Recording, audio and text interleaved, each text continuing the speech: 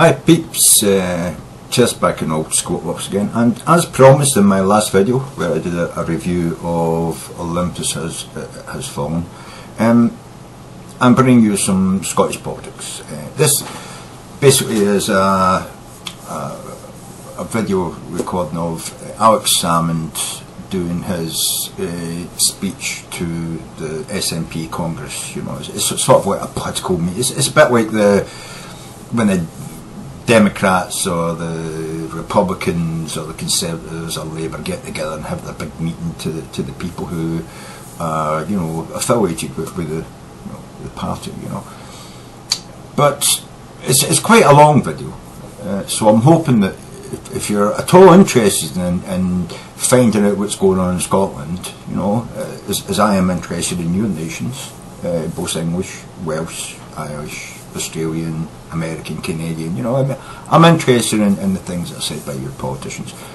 I hope that you will take the time to watch this video because it's very interesting, especially some of the statistical information which is given by Alex Salmond, who's our Premier. You know, he's the head of the Scottish National Party, which is the largest party in the devolved Parliament of Scotland, you know.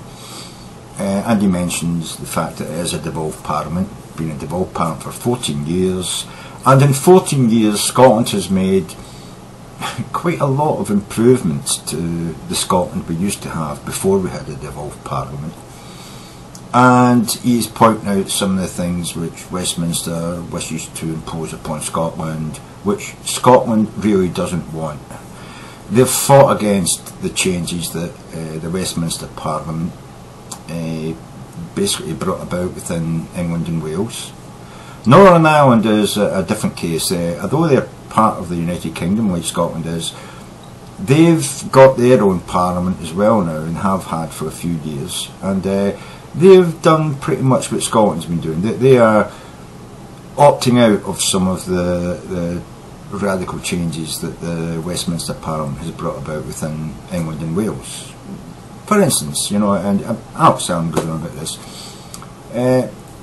England and Wales have a charge on prescriptions. If you get a prescription for your doctor and you go to the chemist and you're unemployed, you still have to pay £7.80, I think it is in England.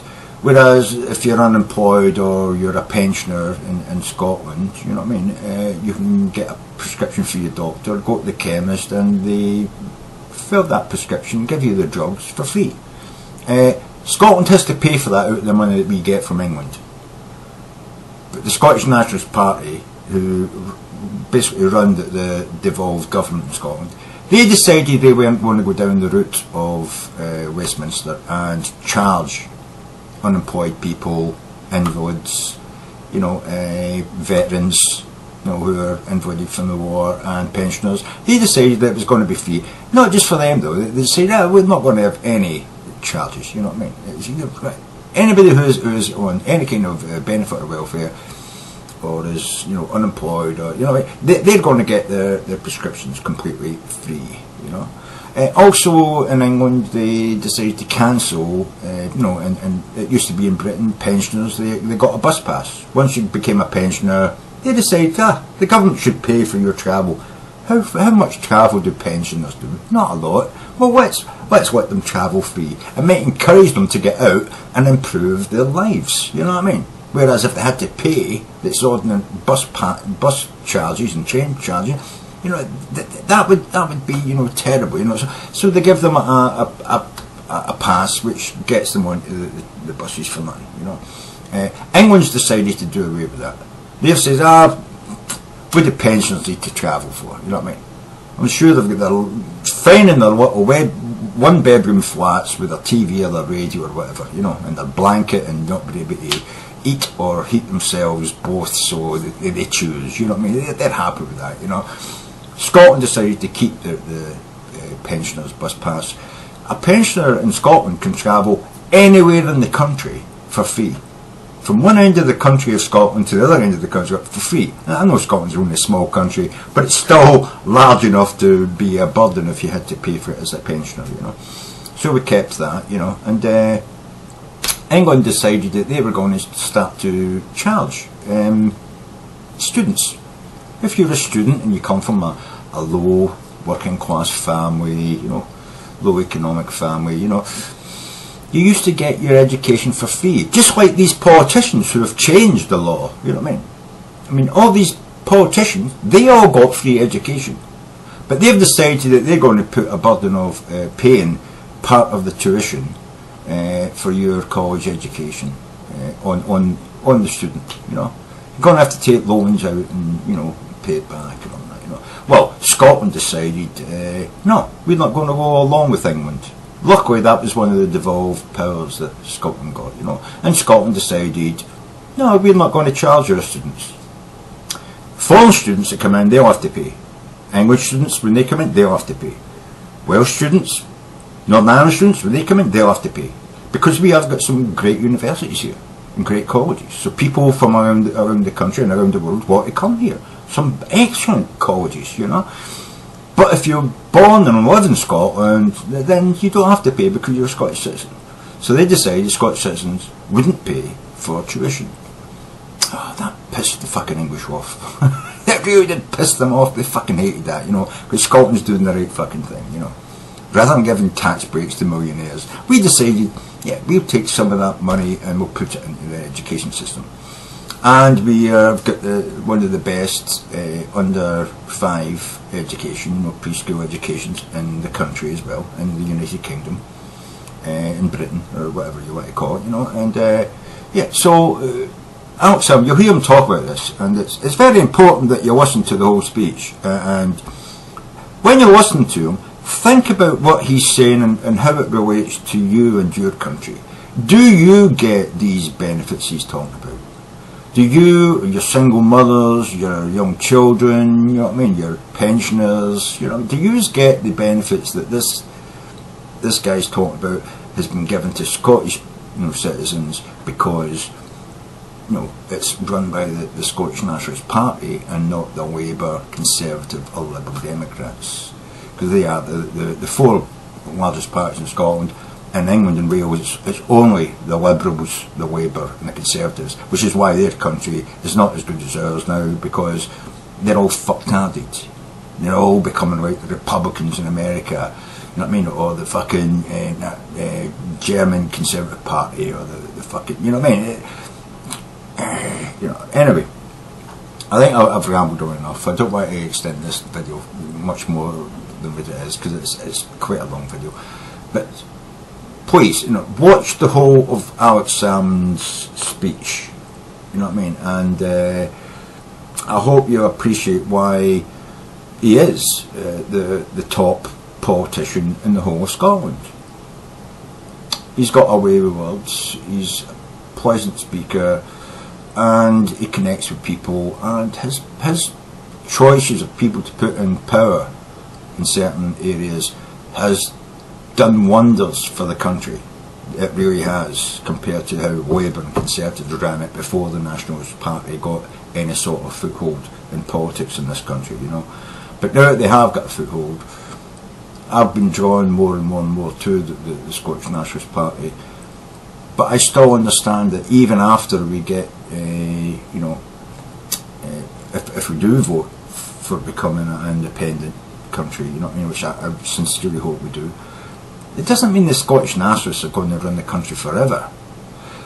They will be the people that gave us our freedom, that we've been fighting fucking England for about 600 years, but peacefully for the last 60 at least, And he's going to give Scotland the freedom we need to then have a full democracy, and other parties will spring up.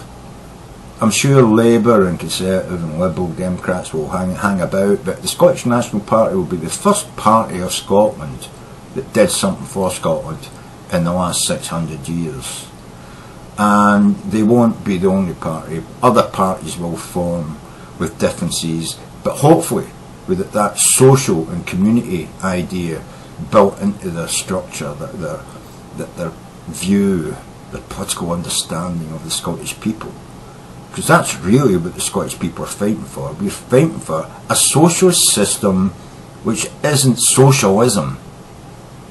It's just a socialist understanding of the people and the community we want to have and live in, with an understanding that we do need business and work, that work ethic, you know.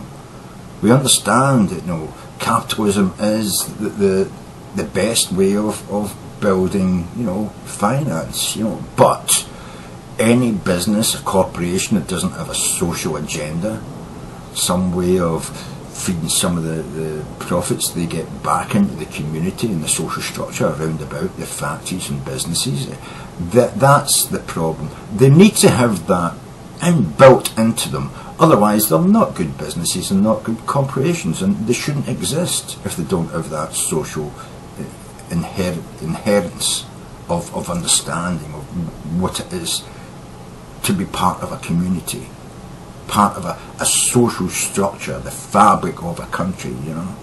It's not just about making money, it's about looking after people.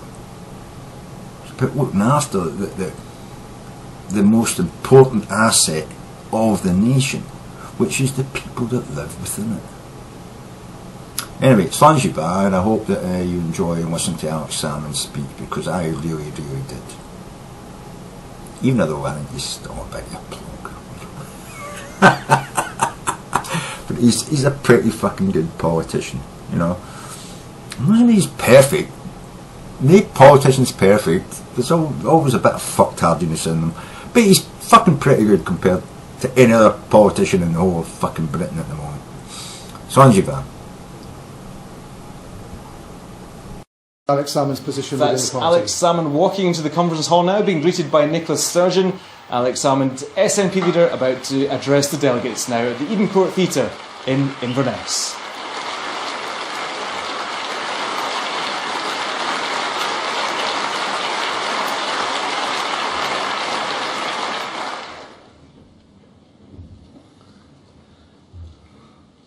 I'm just trying to work out how to answer that information about the Communities' Cup final. I think it was the fact that President Banda kept leaning across to me during the last half hours and saying, "Which one is your team again?" And I said, "Madam President, they're all my teams." But as Nicola said, a week, friends, is a long time in politics. On Thursday, we announced the date of the independence referendum, Scotland's date with destiny.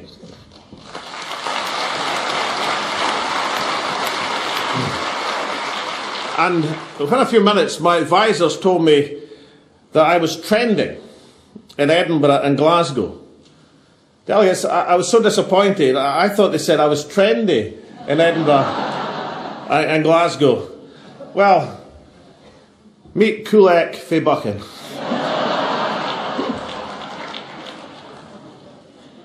But the point I was trending was on the 18th of September 2014.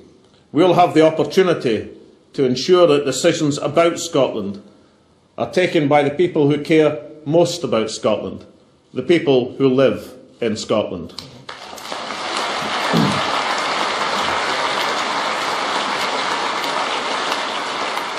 You know, few nations and very few generations are fortunate enough to take such an important decision. We are, in every sense, friends, the lucky ones. It's a vote for the people of Scotland, of course, every citizen aged 16 and upwards, and rightly so. But don't underestimate the positive lesson to the wider world of a nation deciding its future by debate and democracy. It was the former President of Ireland, Mary McAleese, who last October described Scotland's referendum as a remarkable and wonderful phenomenon. And so whether you are yes, no, or like many at this stage, a dinny ken, we can all be proud that our nation is embarked on such an exciting journey in an impeccably democratic way. The 18th September 2014 is the day when every one of us will be asked to take the future of our country into our hands. And for years to come, people will be asked to say by friends, neighbours, children, grandchildren, to say how they voted on that day. And when that question comes, as come it will, let's make sure that each one of us can proudly say, yes, I was one of those who voted by majority for a new and better Scotland.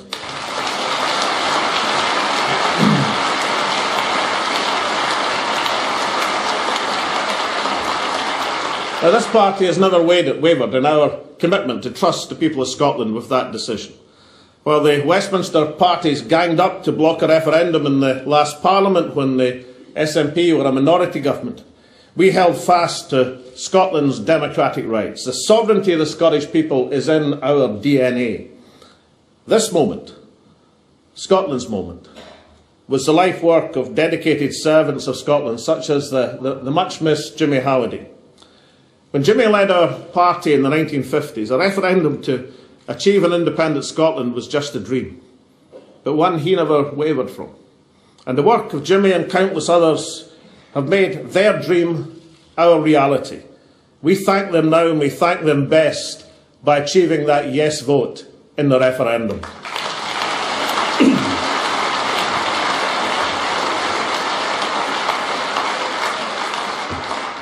And it's because that we've always trusted the people. I believe they'll put their trust in the Yes campaign on the 18th of September next year and vote with those of us who want to build a prosperous economy and a just society. Next year will be a huge year for Scotland, not just for politics, but for a range of events which will focus the attention of the planet in our country. The Commonwealth Games, the Ryder Cup, the second homecoming year.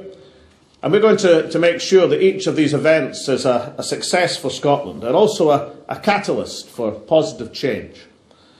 Exactly a year ago, I announced the establishment of a £10 million fund to help local communities bring sports facilities across Scotland into the 21st century. This year we're going further, adding another £7 million to this initiative, meaning that almost 80 projects across Scotland will be completed in good time for the Commonwealth Games. So whether it's snow sports in Midlothian, for which there's plenty of raw material, Olympic swimming pools in Dundee and Aberdeen, Fiji pitches in Dumfries and Galloway, or the outdoor community and facility in Aviemore, these will achieve great benefits to the people of Scotland. Our aim is to inspire Scots, young and old, to seize the opportunity presented by the Commonwealth Games to become a better nation.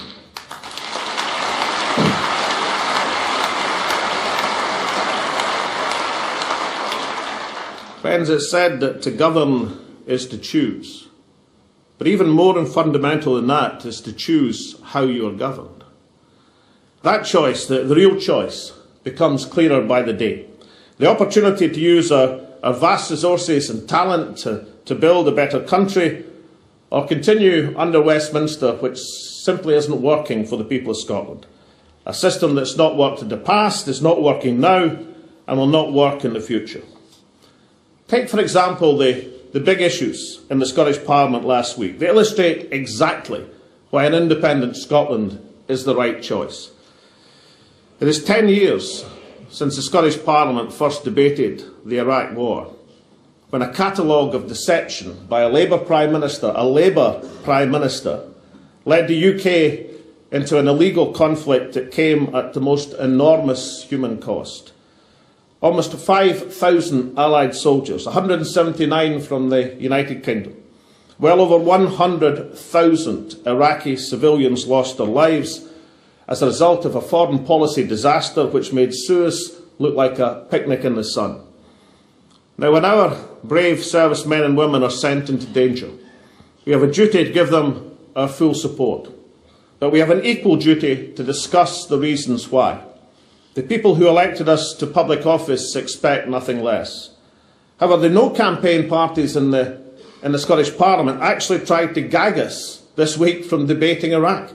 Labour even claimed it was not a real issue in Scotland. Try telling the families who lost a loved one in the war in Iraq that it wasn't a real issue. Try telling them it should be airbrushed away.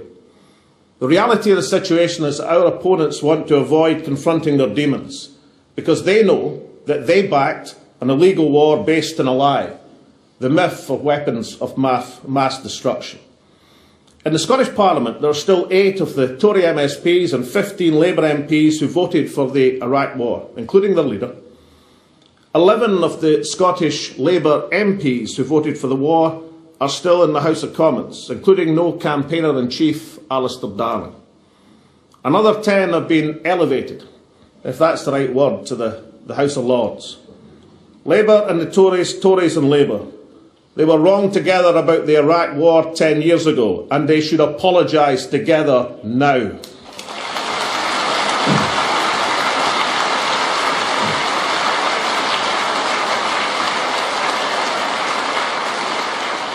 Friends, the imposition of the poll tax by Margaret Thatcher persuaded the majority of people that we needed a parliament with the powers to stop such divisive social experiments being visited ever again on Scotland. Instead of being just a good idea, a parliament became necessary if we were to protect Scotland's social fabric and ensure that our domestic policy reflected the will of our people. Tony Blair's legacy is to demonstrate why Scotland now needs to go further. The catastrophe of Iraq shows why our parliament has to have the powers of independence, so that never again can Scotland be dragged into an illegal war under false pretences.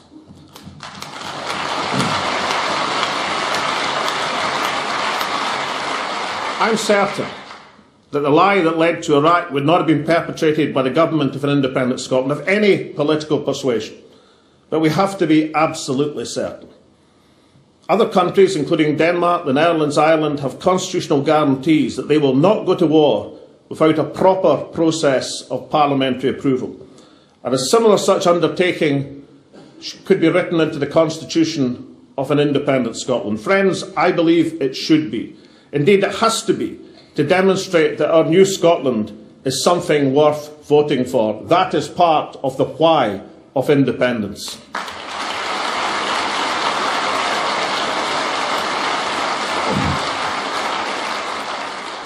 Now, the US-UK invasion of Iraq was about non-existent weapons of mass destruction. But delegates, there are real weapons of mass destruction. Weapons inspectors would have no problem whatsoever in finding them in Scotland. Just 150 miles from here, the Trident missile system is based on the Clyde estuary, just along the road from our most populous city, with an estimated cost for its renewal of up to £100 billion. Trident was conceived by the Tories, presided over by Labour, just as Polaris before it was conceived by Labour and presided over by the Tories. The process of its renewal for another 50 years, another half of a century, is happening under a Tory Lib Dem coalition supported by Labour. Trident is Westminster's ultimate vanity obscenity, but now it's entirely dependent on next year's vote. Because delegates, it's now clear that the only way we can finally remove these weapons of mass destruction from Scotland is with a yes vote to independence.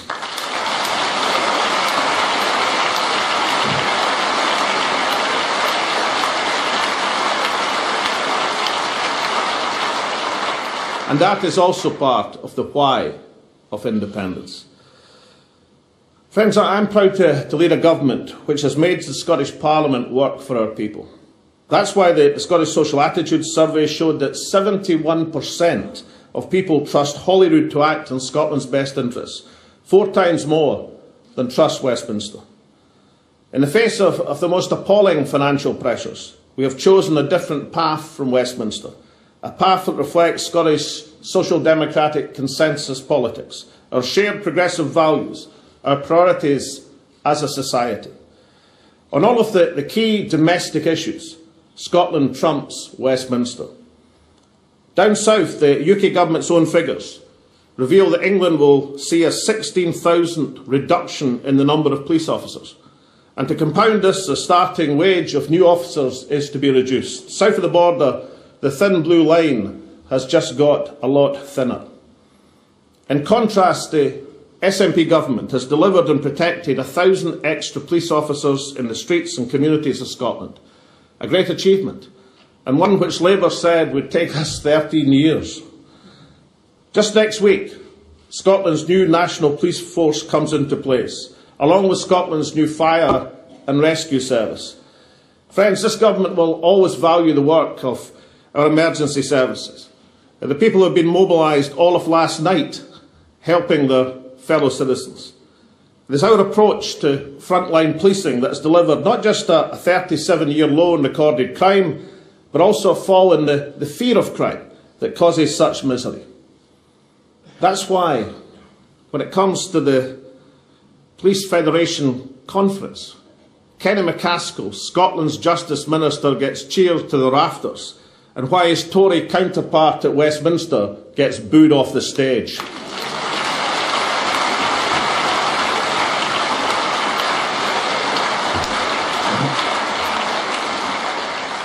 On health, Scotland protects frontline health spending, despite the Westminster cuts and the huge pressures on the budget. Prescription charges, the tax on the sick, have been abolished in Scotland, even as they rise to £7.85 in England. £7.85. We have record patient satisfaction with our health service, the job our health professionals do often in hugely difficult circumstances. We have maintained a genuine national health service in Scotland, free at the point of need, even as the NHS has been fragmented and privatised south of the border, started by Labour and now under the Tories. Professor Don Berwick is a world-renowned expert in patient safety. He's just been appointed the new health czar. He's a former advisor to President Obama. This is what he says about the strength of our Scottish system. The Scottish Patient Safety Programme marks Scotland as a leader, second to no nation on earth, in its commitment to reducing harm to patients dramatically and continually. That always has to be our goal. In every aspect of our health service and indeed national life, second to no nation on earth. Delegates, it was 4 years ago at our conference that Nicola Sturgeon announced that we would drive out privatisation of cleaning services in the National Health Service. Since then, healthcare acquired infections have dropped by 80%.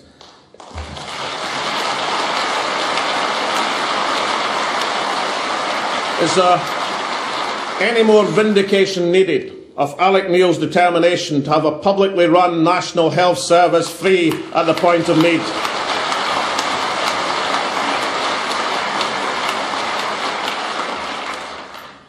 The delegates, we don't control the towering heights of the economy, but we do have economic powers, and we've used these to help the small business sector, the backbone of our economy. They have the best aid and support available anywhere in these islands. We've used the influence we have to win more jobs from inward investment compared to any other part of these islands, including London.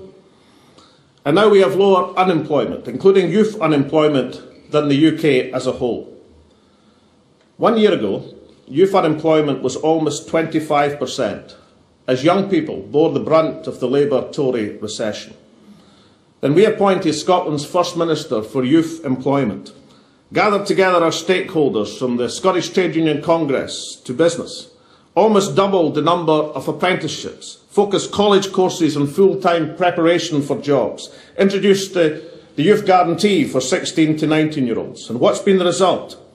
In 1 year, youth unemployment has gone down by a third, from 103,000 to 68,000. Still far too high, but a dramatic difference to the lives of thousands of youngsters in Scotland.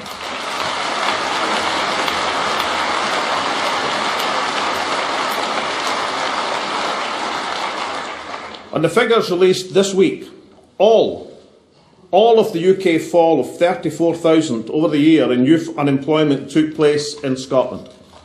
Friends, what a demonstration of the work of Angela Constance as Scotland's First Minister for Youth Employment.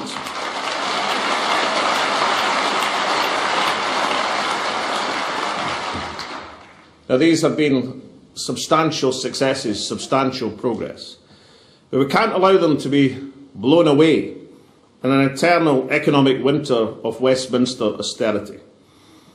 This week's Westminster budget, the Cameron-Osborne budget, follows a familiar pattern.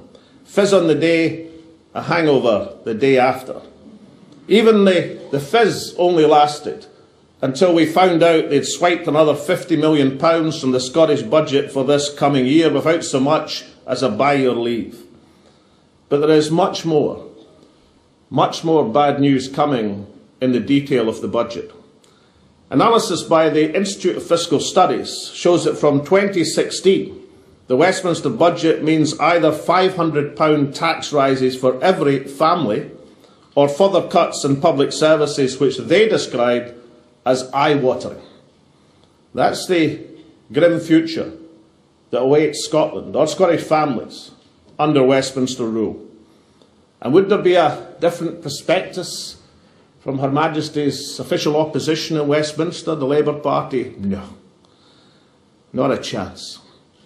At Westminster, they dance to the Tory tune. In Scotland, they are preparing to rip up all the social gains of devolution. This week was one of Labour abstention, all through this week, in votes in Holyrood and Westminster. They abstained on the war. They abstained on Trident. They abstained on bus passes. They even abstained on workfare at Westminster. Labour, the great abstainers on everything, except, of course, minimum pricing for alcohol, which they opposed.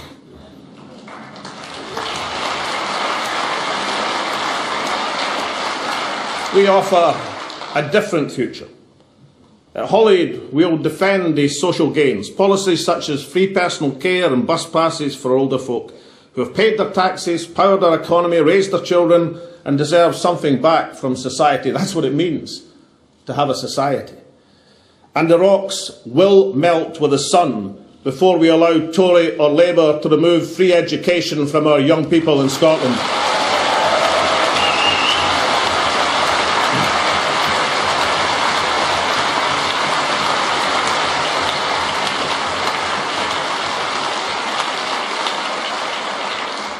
Delegates, as we've heard a few moments ago, the Yes campaign is predicated on the compelling truth that decisions about Scotland are best made by the people who live and work here. That was once a theory. It's now an indisputable fact. Since the restoration of our Parliament in 1999, we have demonstrated that law and order, health, education, business support, and in the great social services of Scotland, our Parliament delivers the policies that are right for Scotland and reflect the views and votes of the people of Scotland. That is the prize and purpose of self-government. And if it's true in these devolved areas, it is equally true in all areas of public life. That is the prize and purpose of an independent Scotland. With each passing day, it becomes clearer that the Westminster system is not fit for any purpose. It is further away than ever from Scotland's values and well past its time. The iniquitous bedroom tax is the latest example. In a House of Commons debate led by the SNP and our allies in Plaid Cymru, over 90% of Scottish MPs voted against it. We know from the Scottish Government research that the extra cost that the bedroom tax will impose on the Scottish economy will outweigh any savings that the UK Government makes, even before we factor in wider social costs, the distress, the disruption it will cause to families. But still, it is to be imposed on Scotland. And to add insult to injury, the architect of this shambles, Ian Duncan Smith, has to be dragged kicking and screaming to deign to defend this policy to a committee of our national parliament. Friends, this is an iniquitous, unfair, anti-family imposition conceived because of runaway rent levels in the south. Why should people who would impose such iniquity have any power or authority over the Scottish people?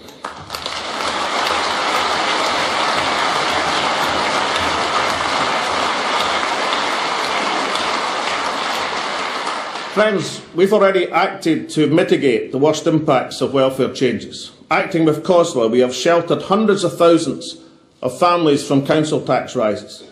We have established loan funds. We increased support for advice centres. And today I can announce that all SNP-led local authorities will follow the lead of Dundee in halting the threat of evictions from this disgraceful tax from those struggling to pay.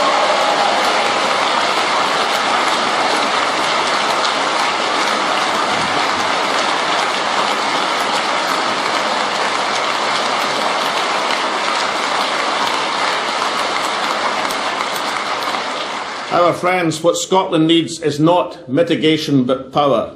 Not just a defence against Westminster, but a removal of Westminster authority over the Scottish people.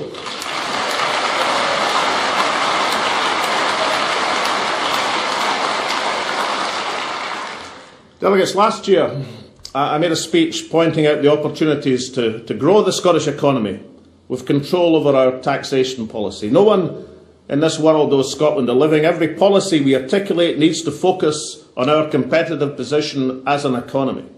That is part of the why of independence. Today I want to illustrate why social change can also release the untapped potential of Scotland and make us not just a prosperous economy but also a just society, and why these concepts go hand in hand: a prosperous economy and a just society. Last week the unemployment figures showed Scots unemployment below the UK average. Have a look behind these figures and see a glaring inequality which holds our nation back. 66% of women of working age are in employment compared to 76% of men. Now that's not down to lack of talent.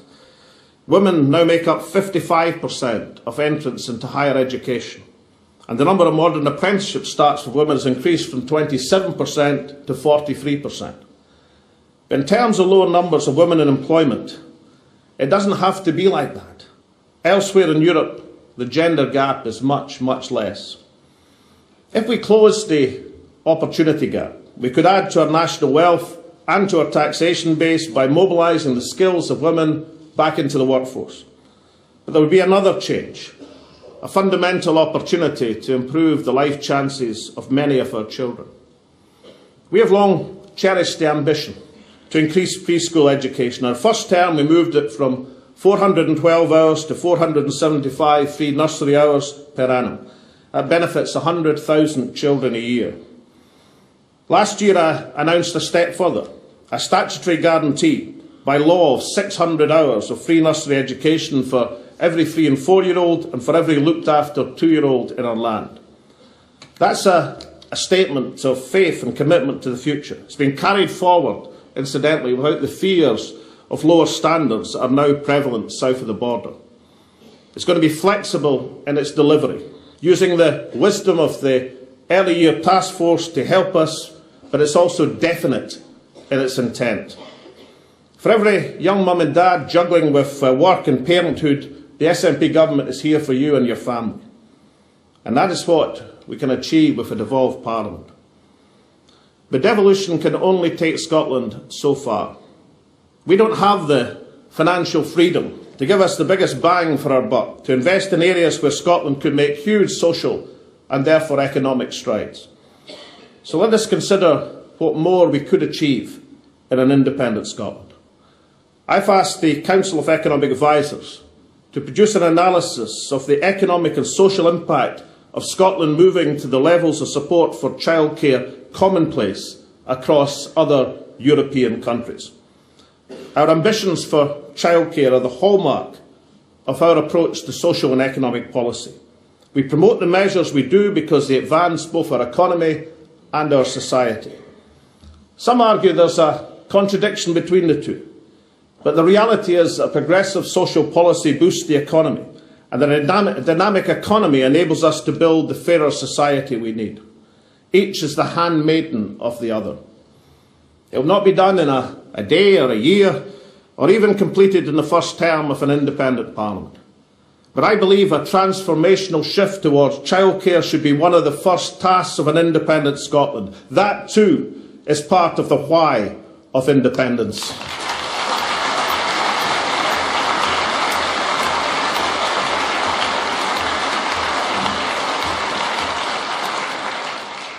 Friends, ours is a noble cause, because we are arguing for the rights and responsibilities not of ourselves but of our country. We're arguing for something that's bigger than any individual, any party, any campaign, the benefits of which will endure for generations to come.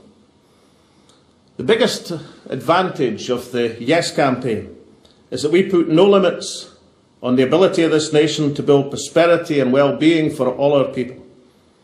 The biggest problem of the No campaign is their fear and scorn of a Scotland aspiring to equality of status among the nations of the world.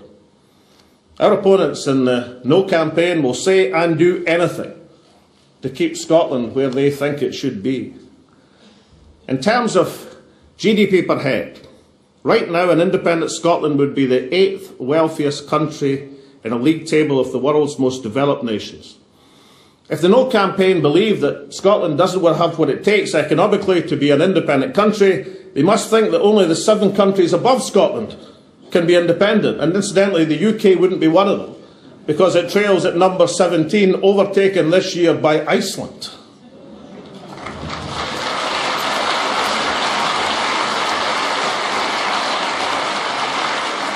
Delegates, our opponents say that Scotland can't afford to be independent. I say that Scotland can't afford not to be independent.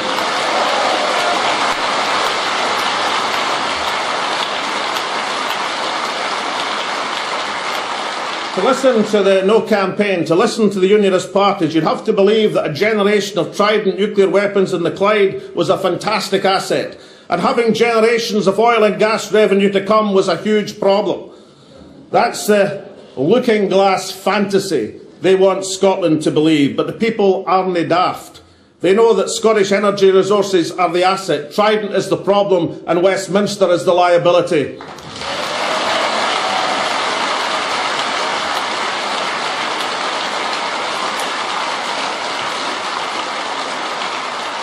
Combining the natural and human resources of Scotland is the way to fairness and prosperity. Our call for the 18th of September next year is a call to optimism and to progress. You know, there was a referendum once when Scotland was cheated out of our right to self-government. Listen to just this one example. Among the tirade of scare stories used to frighten people into voting no to self-government in 1979, it was a Daily Express editorial but 10 days before the referendum. It said, "How much of Scotland's economy will be left intact if a Scottish Assembly gets the go-ahead on March the 1st? Will our coal mines go gaily on? Will Ravenscraig or Linwood thrive? Will Bathgate flourish and Dounreay prosper?" No Assembly came in 1979, and every plant and facility listed by the Express closed under Westminster rule. All gone, every one.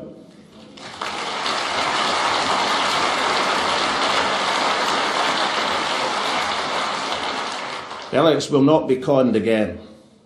We achieved a parliament in 1997, overcoming a welter of scaremongering in that referendum, and we have never looked back. The latest survey shows that only 6% of Scots want to turn the clock back to having no parliament. It will be exactly the same with independence.